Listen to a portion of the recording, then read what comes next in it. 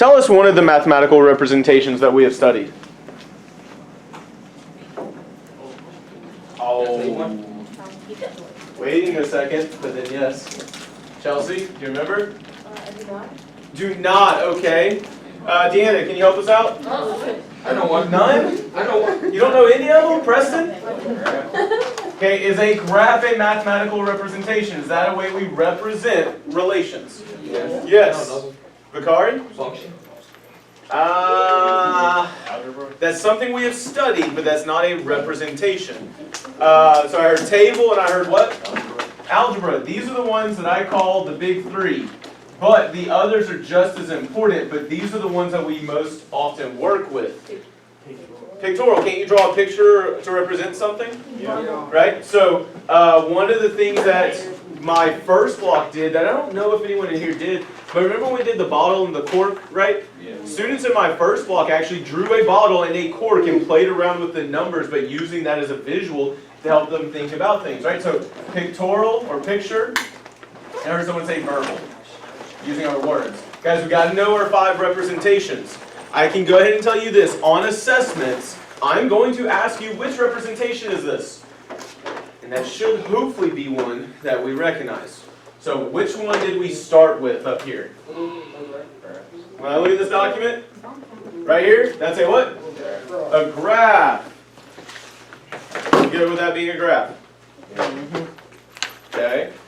Now, some of us put function, and so this tells me, and this actually ties into what Addison's question about what a function is or is not. Did anyone else write any other questions up on the board? How to find out if an equation is a function or not? Okay. How can you tell if it's a function? Perfect. Okay, so those are good questions.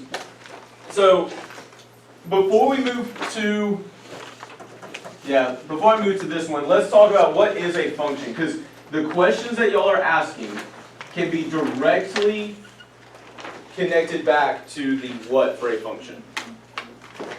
There's something I've heavily emphasized every day, both with statistics and now here with this. You got to know the what. The meaning, the vocabulary, so we need to know the what for this thing. Starts with a D. Definition. How do we define a function last week? Yeah, this would be a time when I might get out my prayer model. This one specifically, can I borrow this real quick? This one that says functions and mathematical representations, that's the one. If you're not here Friday, I think that is what I passed out on Friday. So y'all don't have that? Okay. So hold on one second, hold on. Let me get, sorry. I need to get copies of this to those who are here. Here you go. Here you go. Is all of these? Yeah, well, just the top one for now, that's what we're going to go into though. And you need one too, right in mind. Joey. Oh, I got one. Oh, did you? Is it 3 different ones? Yeah. It's 3 different ones. There you go. Alright, so, sorry Addison, tell me again, what is a function? A relationship such that each input has only one and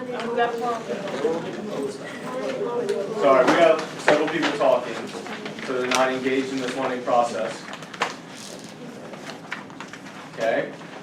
So, Addison, you said a relationship. Continue, please. such that each input helps to one and only output. Such that one input does what again? Helps to one and only output. Okay. Does anyone know what that word was I used there? Maps to. To one and only one output. And so let's say each. Now I will point this out. I'm going to change one word slightly up here. Instead of a relationship, I'm going to call this a relation. Because what is a relation?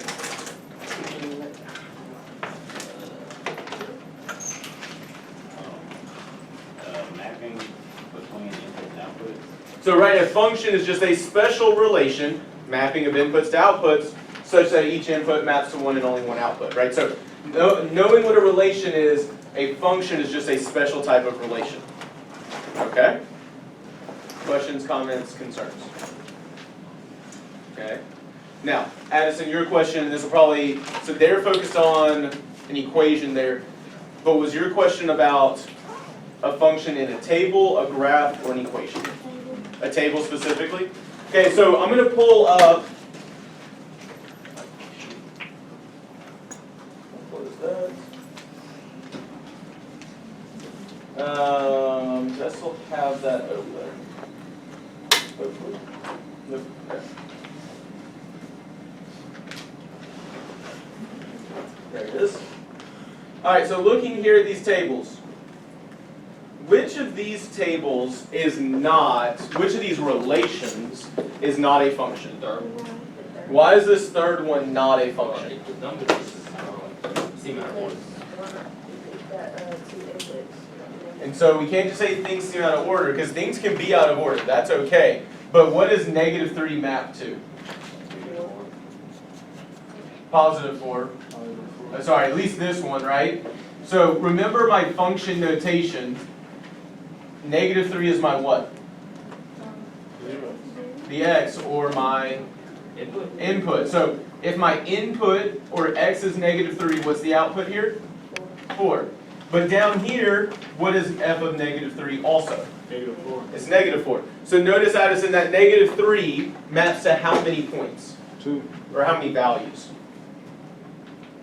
Negative 3 maps to negative 4, and it maps to 4. So is each input mapping to 1 and only 1 output? So that's how I know that this is not a function. Notice negative 4 also maps to 2 different points.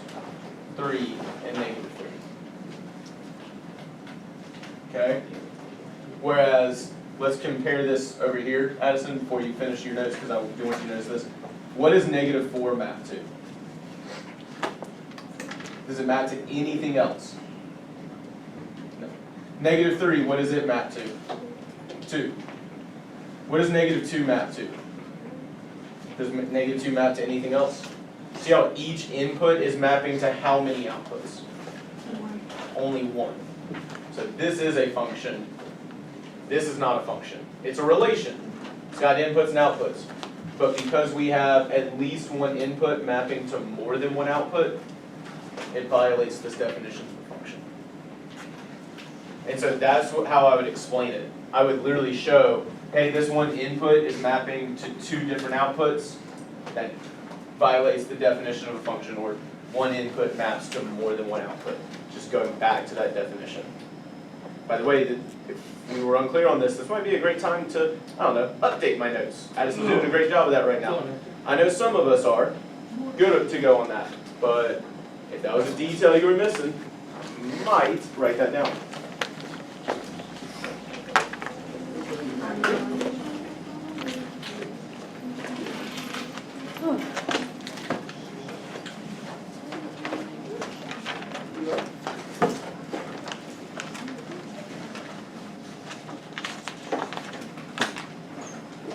Everybody good with all that?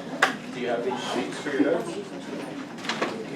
you need another copy? Can you get them out already? Do you need some help? Huh?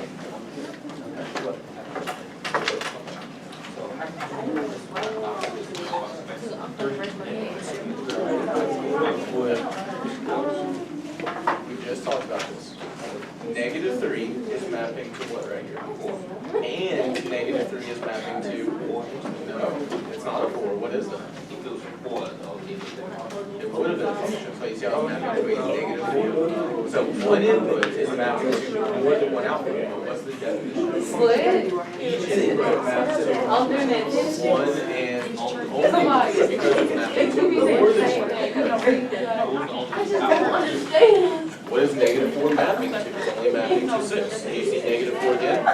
All it was It would not be a function. All right. Yes, Kennedy. makes sense. All right.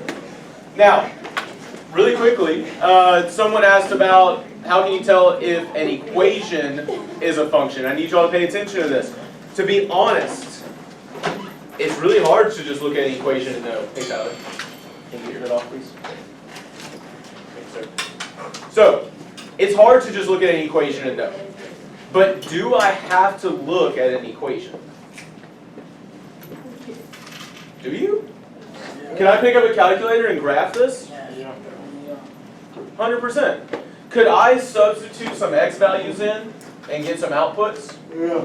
Put in inputs, get some outputs? So for example, if I were to type this into the calculator, that would be 3 times 2/3 to the -1. Group 2, can y'all type that in for me? Let's see, group 8, can you type this in for me? Group of jacks, can you type this in for me? Well, that's a problem. Aces, can you type this in for me? If you have the time. Okay? Just like that sound, sir? Sure. Let's go f of 2. Okay. I'll take it. Okay? When you have your values, let me know. By the way, each of those groups, I need you each to practice typing this into a calculator. I'll get the rest going soon. I got mine. Yeah, I want you to practice too. I put the F right here, look. Yeah. No. Guys, by the way, you don't have to put f of -1. You just need to put the right-hand side, what you're evaluating. So just, I just need the 3 times 2/3 to a power. about the two, the rest. Nope, I just need the right-hand side. Got you, yes. The left-hand side is my function notation. Nah. Wow.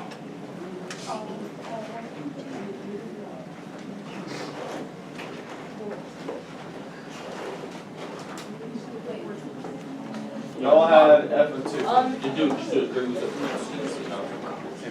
3 times 2/3 to the second up here. 4.5. What did we get? 4.5. 4.5 is which one? The top. The top one? So the same thing as 9/2? Yeah. But the bottom, Okay.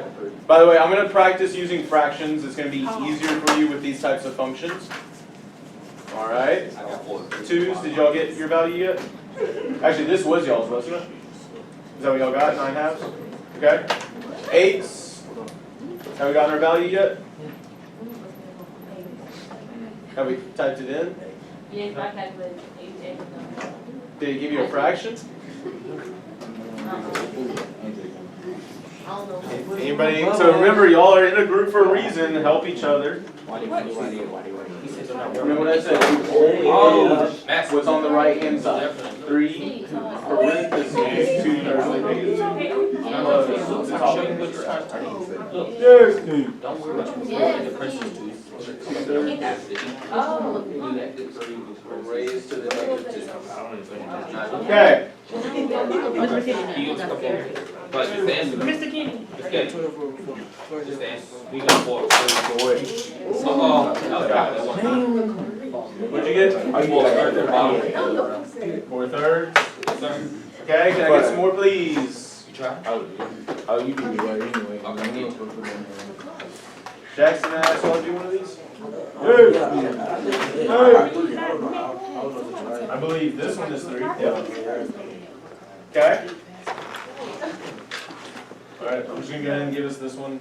Guys, we gotta learn how, we gotta type stuff into a calculator. If we're not sure how to do this, if you're looking at it, and I know I didn't ask everyone to do it, but if you're looking at this and you don't know how to type it in, let me know or let someone in your group know first. But here's my point out of all of this, right? What was my input here? -1. -1. So that input of -1 gave me an output of? 9/2.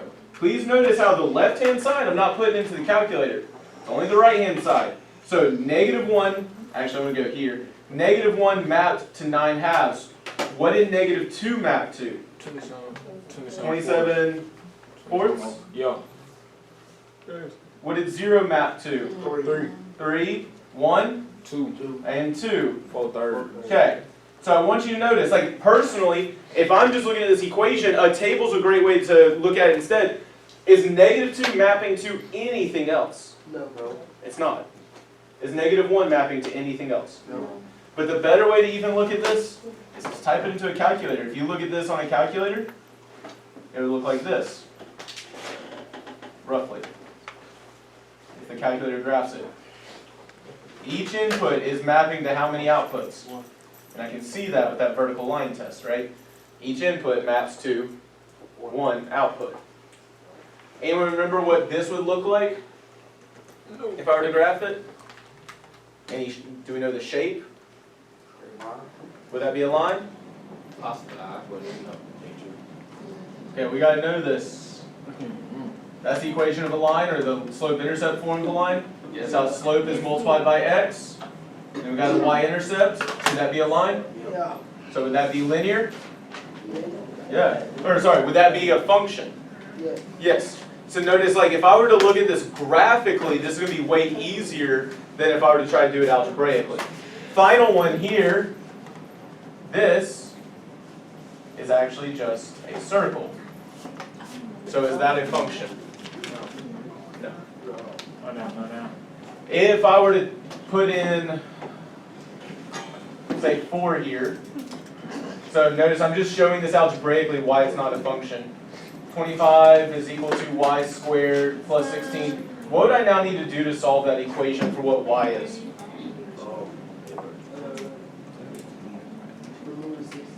Okay, so 16 minus 16 is what?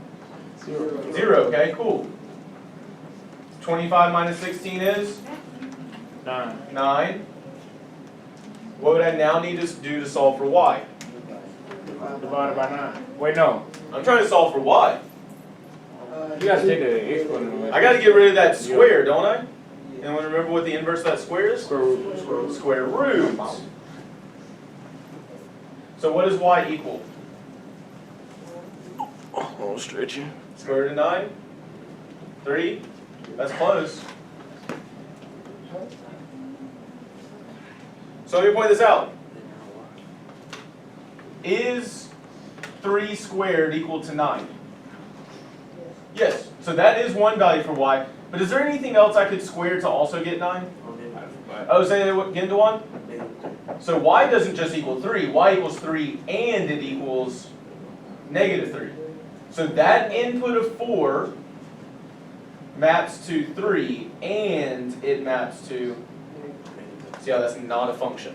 One input mapped to 2 outputs. But I will point this out. That's a lot of work to do it algebraically. What's easier? Create a graph, right? You can create a graph, guys.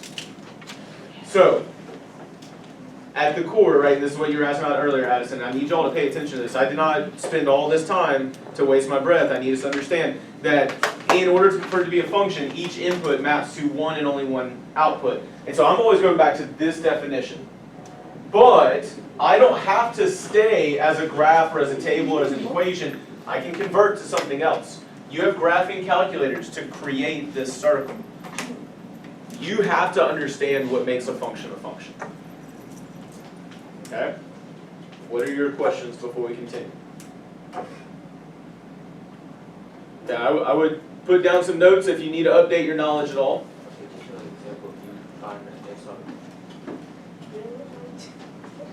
We'll do more of this later. We actually already did this. Did we? Yeah, on Friday. We did the one, but Yeah, a graph. We'll work on it today. It'll be recorded now. Alright, so we don't need any extra notes, we're good?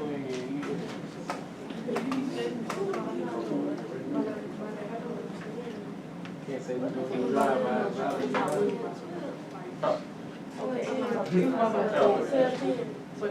So, what questions do you need to What's ask? this up? How Those are the representations of what? of relations, of math. These are the ways that we represent mathematics. That's why we call them representations, or mathematical representations. We'll start that hopefully at the end of class today. What's up? Say again. It's not graphing for you? Okay, so remember, really quickly, if we go, no, it's not, that's not the issue for this one. If you remember from Friday, I showed you that in order to graph this one, notice f7 of x, that's y equals. I don't have y equals for that circle. Do I have 25 equals x squared plus y squared? So what's the button that lets me do cool crap? Menu, right? So I'm going to go to menu, and then where am I going to go to create a graph? Graph entry / edit. I don't have y equals, I don't have f of x equals, so which option do I have to go with? Function. Remember, I don't have y equals. Oh, relation. I'm going to go to relation. Do you have a graph page created? Because if you don't have a graph page created, you have a calculator page, then it is going to tell you algebra number 3. But this is I'm just doing this quickly, so pay attention and I'll give you practice on it. We'll work on it later.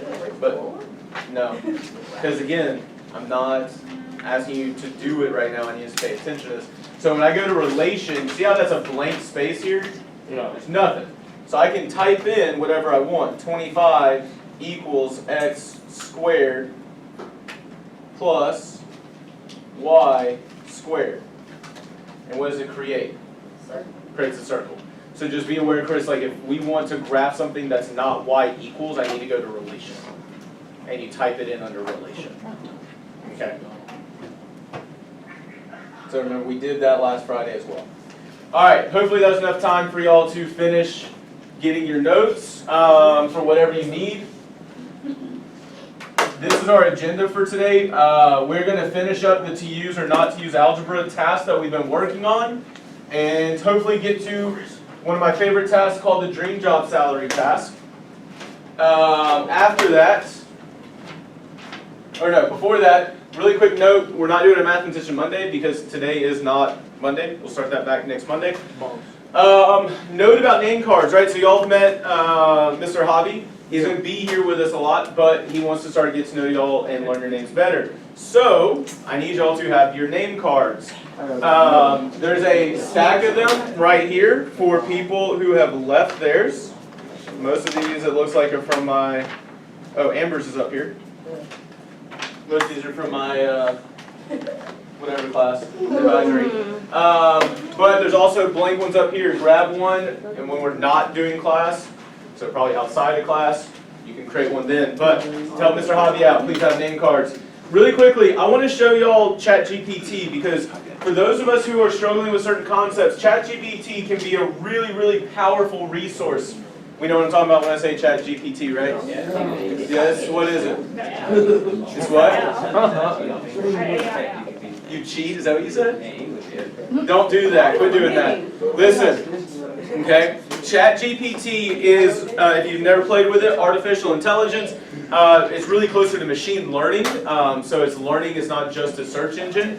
And so I want to show you some of the power of this. So do y'all remember that, did we finish the problem in here where Roy and Joel went to the pool? We haven't started that one yet? Okay, so I'm not going to, well, I'm going to start with this and say, I typed the entire story into ChatGPT, and ChatGPT created an equation and explained why it created that equation, and it explained how it solved that equation. And so my point is this, right? ChatGPT is not going to help you on a test, but it can help you learn if you get stuck. If you were to upload a table into ChatGPT, it could probably tell you whether it's a function or not, and it can explain why. And so I want you to see a little bit of what I played around with yesterday. So this is ChatGPT. Literally, I typed in, so I'm going to show you where I started after that problem. I simply asked ChatGPT, where'd it go? So we're about to move into quadratics. I said, hey, can you create a worksheet of quadratic functions that include factored form, vertex form, and standard form? In this worksheet, students need to identify the different features of a quadratic function, like vertex, roots, line symmetry, etc. And so ChatGPT provided instructions, and it provided functions in there. And not only did it do that, it created an answer key for all these features. So, it's pretty legit. If I were to ask it to explain how it got those things, I guarantee you it can, because later on after this I said, hey, can you add some quadratic functions that have easily factorable forms? Because if you come up and you look, I meant to mention this, you'll notice that none of these have factored forms, not easily factorable with integers. So I said, hey, can you add some in? And so it has all those 5, and so 6, 7, 8. Does it have a factored form in there? Sure does. And so it gave me solutions for those as well. And I was like, hey, look, can you add some quadratics with irrational roots? And so it continued this. But then it got, and so it created some irrational numbers, right? Square root of 2, square root of 5. But here's what I want to point out, and I want you to be aware of. ChatGPT is a great resource. And by the way, in terms of the English thing, I have my AP Stats kids write papers, and it was very obvious immediately when they use ChatGPT. So I don't recommend you do that. It's a great tool for learning, but it also makes mistakes. This function right here could not happen. Like it can't. Because, remember earlier when we got the positive and negative 3, when we took that square root? If we get a square root of 5, you know what I also need? I also need a negative square root of 5. So ChatGPT is not infallible. In fact, I came down here and I said, hey ChatGPT, if a quadratic has an irrational root, then it must have a positive and a negative of that root. So functions 10 and 11 would not work. And look at what ChatGPT said. You're absolutely right, it's learning. For a quadratic with irrational roots, the root should be in this form. I'll correct those functions and include new examples. And it actually correctly corrected itself. So, here's my point. This is what I want y'all to hear out of this. If you are struggling with something, one, I'm here for you. You got your small groups. But also, ChatGPT can be a great resource to ask questions. If you know what the questions to ask, if you know the vocabulary, then you can use this as a resource to grow and learn. And that's what I care about. So when it's homework time, if you're stuck on why I put the answer that I put, could ChatGPT help you out? Yeah. Now please come in and ask questions at the very beginning of class. Like I would love for y'all to do that. You asking questions tells me that you're actually trying the homework assignments to check your understandings. But use ChatGPT as well. You're studying. Hey, can you explain this idea to me? ChatGPT is a great free resource to do that. Okay? Use it for learning purposes though, not to write essays for English class. But use it for purposes. Say again? I'm sad that they did not realize that because it was immediately obvious when my AP stats. I use big words that Huh? I wouldn't know. Just tell it not to use big words? Yeah. Okay. You can do that as well. Alright. So, can you get it on your phone? It's just online. I don't know if there's an actual app for it. You can even pay $20 a month to get like an enhanced version of it. Whoa. I said it's free, but you can get an enhanced version of it that can do more. But again, remember guys, use this as a learning resource. It already exists. I'm not going to tell you not to use it. I'm going to say instead, let's figure out how to use it to be productive and to learn and to grow. Because you have to be able to think and communicate if you're going to do that. So if you can effectively communicate with ChatGPT so it understands what you're asking for, you've learned something. And so keep that in mind. It's a great resource. All right. So from there, and so I'm going to show you this problem when I typed it into the ChatGPT earlier. But this is the new problem that we're starting with. Remember the last problem, we looked at tables, we looked at graphs, and we realized, hey, I can do this in any way. I think it was the bottle plus the cork was equal to 315, right? And we found out the bottle was equal to the cork plus 300. And so when we solved it algebraically, remember how we substituted that in for b and then solved the equation? We created a graph based on the equations, right? So Chris, earlier when we graphed it, we had to graph this using relation last week as well, right? Because this is not y equals, so I had to do a relation to graph it on the calculator and find that point of intersection. But today we have a different situation. This situation, we're going to a swimming pool, right? We just ended summer. Hopefully we went to the pool some. Got to relax by the poolside. If not, I understand it's not everybody's thing. But I took my son to the pool, trying to teach him to swim a little bit, so had him playing in the water. But the local swimming pool has two different options. You can pay a seasonal pass of $240 and an additional $10 every time you go to the pool. Or you can just pay $25 every time you go to the pool. And so Roy chose the first payment option, Joel chose the second payment option, right? So option 1 is what Roy chose. And he is paying a $240 pass. And how much each time? $10 per visit. And Joel chose option 2. And he's doing $25 per visit. And they went together, right? Every time one of them went, the other went. And at the end of the season, what happened? Joe was paid the same amount. Went together every time and paid the same amount.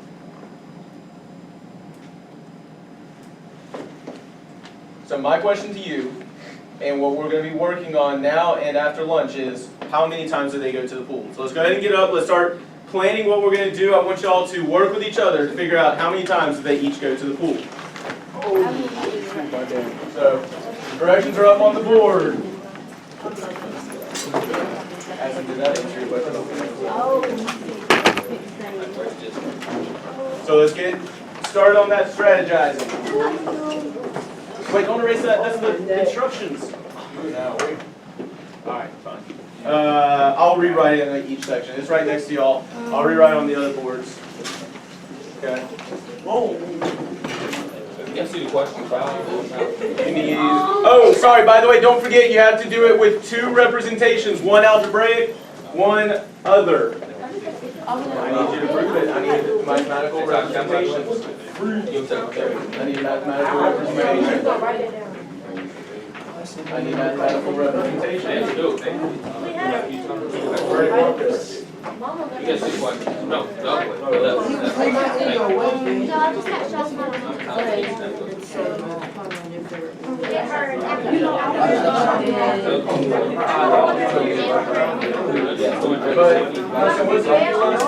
Hey, we gotta learn how to do the simple things well, and using representations early so that it's the harder stuff. I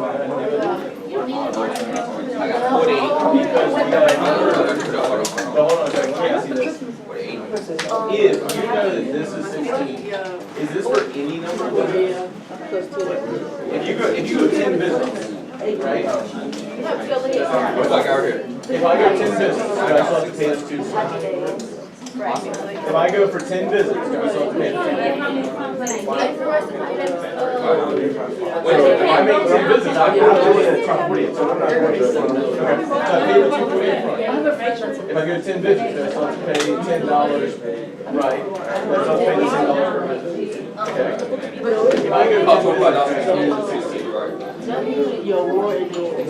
It was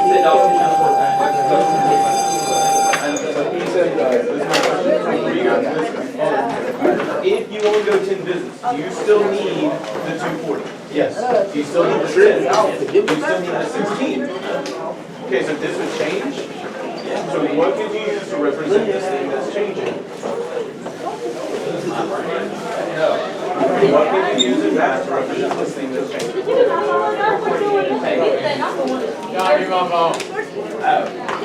Doesn't that represent things that can change? I think so too. I use a cheat chart. How much beginning? What? Would a cheat chart work one of them? Can you make a table? Yeah, 100%. Just remember the $10 pass or $10 every visit, you have to pay $240. So if you don't go to the pool at all, how much are you still spending? $240. $240. So keep that in mind.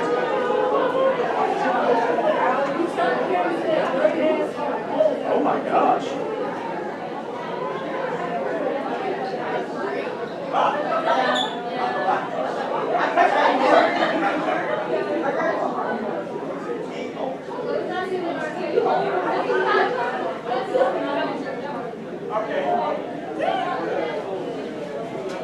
Thanks, sir.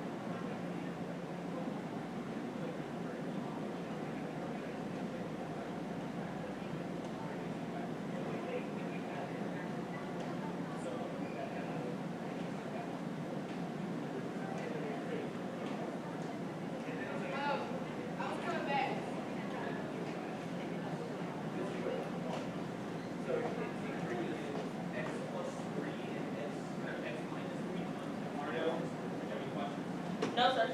I got it. Thank you. As I said, hey, ChatGPT, just so you know, an irrational root has to have a positive and a negative, so that wouldn't work for these. What you could have had was this, and then it fixed the other two. It's like, hey, literally in front of the, hey, you're right, it has to be positive square root of A and negative square root of A. Here's some updated ones. I was confused. But I loved it.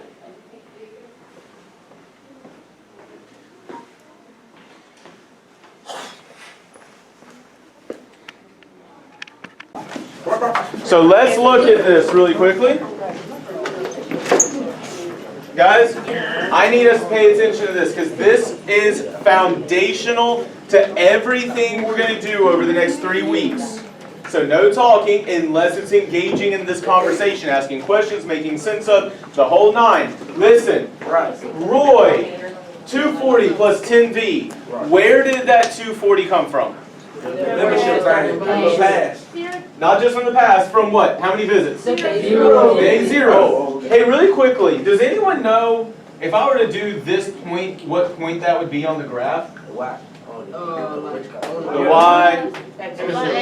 It's going to be on the Y-axis, and what's that point on the Y-axis called? Which intercept? Guys, your Y-intercept is your starting value. It's where the X is equal to 0. I need us to pay attention. I need just to hold on to that. So, notice Roy's amount of money spent started with what? 240. And what's happening to Roy's amount of money spent every single visit? It's repeatedly Being added added by 10. Yes. Okay? So Cameron, why is there a dot right here? But why are we multiplying? That's not a good question. Okay? I'm going to come back to you in a second. Brady, can you explain to us why we're multiplying there? But why is it multiplying? Yeah, every time, but like why is every time indicating that we need to multiply? I'm going to come back to y'all. John, do you know why? Not sure? Caden? J-Mike? Alright, re-ask the question. Why is there multiplication here between 10 and B? Oh, because every time you add 10, you multiply, well, you can multiply and get your value. Well, you can multiply by the number of visits. Okay, we're getting closer to what I'm looking for. Jamie? What? Why are we multiplying? We're getting closer. Sir? Okay, we got to understand this, guys. This is going to make these equations make sense. Dewan. We're talking about, that's for the days, right? Okay, yes, but why are we multiplying 10 times B? Because you gotta multiply the prices. Say it again, Jamie. That's repeated addition. Multiplication is repeated addition. If you use multiplication, you're indicating repeated addition. Every time Roy went, he was spending how much more money? $10. So he is repeatedly adding. So Cameron. And then when we get down to Joel, we've got 25, a dot, and a V.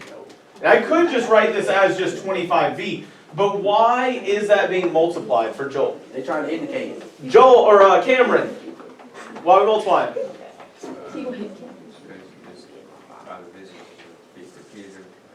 It's repeated addition.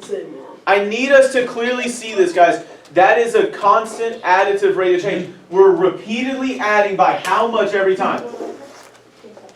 25. Why is there not a 240 or something like that in this equation then? Because he didn't pay that pass. Okay, he paid $0 to begin, so we didn't need the rest of this. Okay, now, Mr. Kenny, can you please post attendance for third block, please? sure. So, Mr. Kenny? I know. So, right here, I need us to pay attention to this. The point is how to create equations here. Now, first off, the table is great for what? Why do we like tables? To organize and to find something. Starts with P. Patterns. Rates of change, relationships. Tables are great for organization and patterns. They're also great for helping us write an equation. Because there's repeated addition, I knew I had to multiply that by my independent variable. Now, we don't have time to work on solving this in the groups, but I want y'all to know this. Hey, right here. Yes. The amount of money they spent was what? 25? So it was the... Yes, but was it different or was it the same? So, I hear conversations in the far back instead of engaging in this learning. If you are past or at the group of 9 and 8, I need you to walk further this way. The closer you are, the easier it is to focus and learn.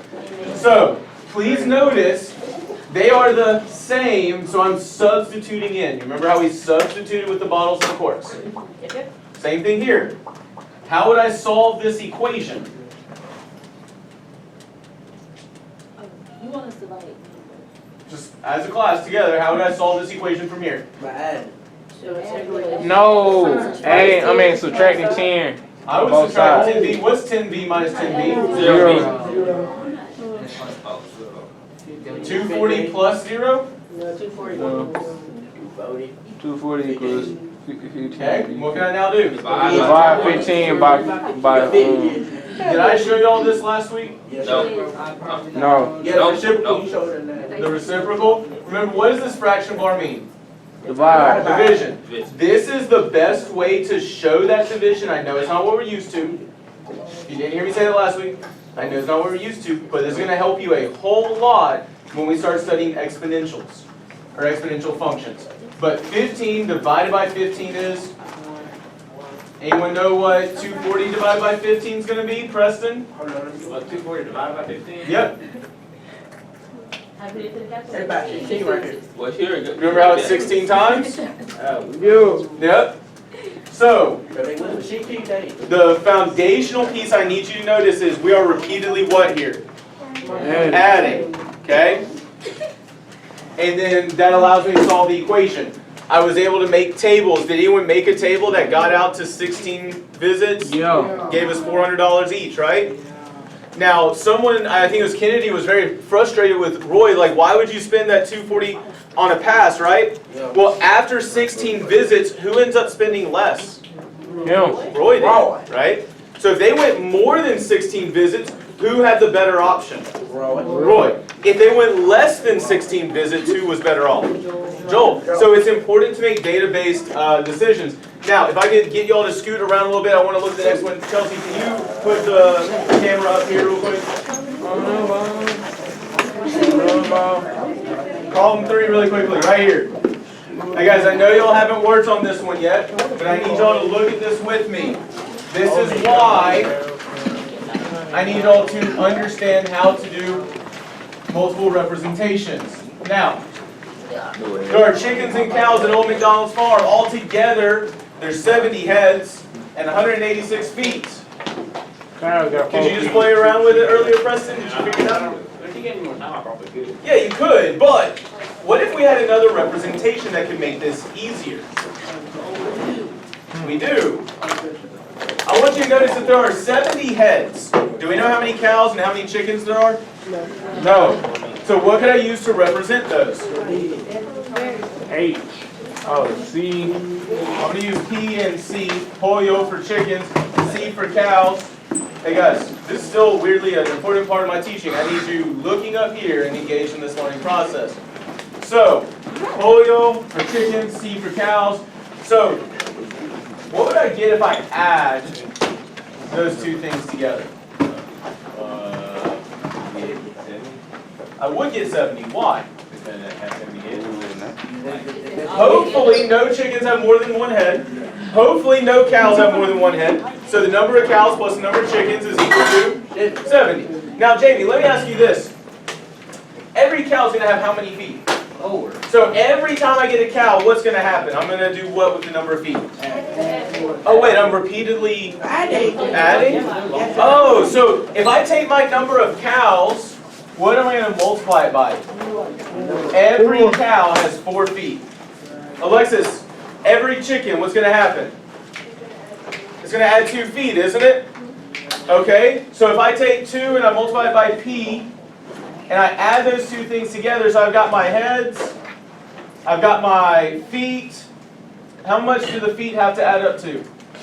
186. So, you can play around with it, but if we understand that idea of repeated addition, and if you were to play around with a mathematical representation, maybe create a graph or something, that can make this easier. What you could do most easily, not most easily, what you could do algebraically is a process called elimination.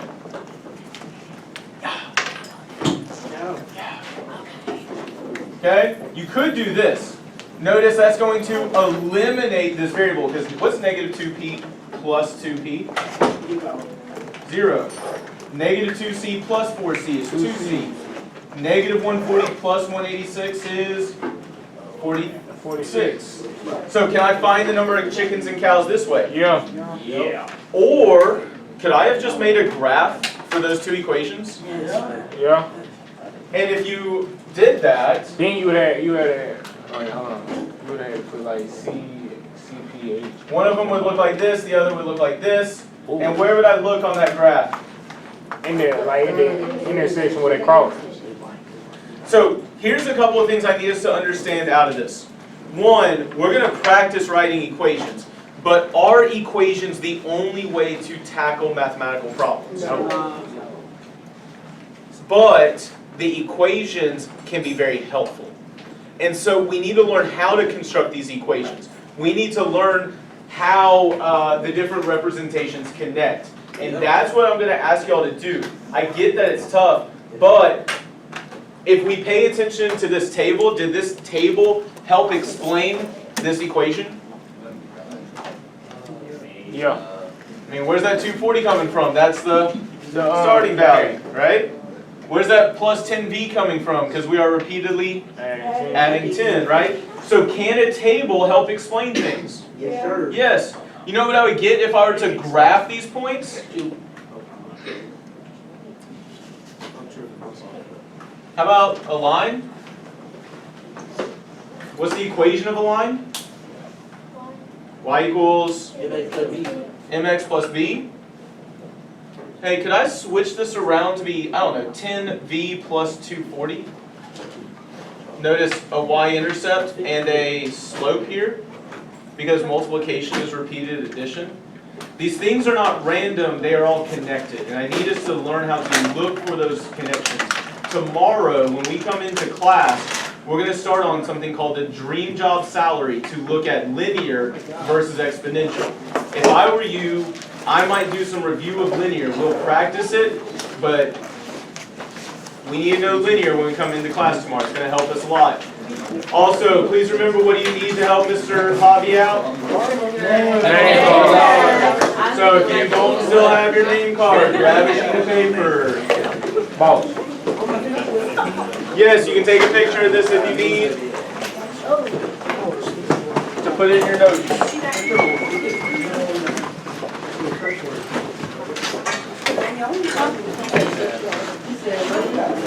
You put it up. You got it though. Appreciate that.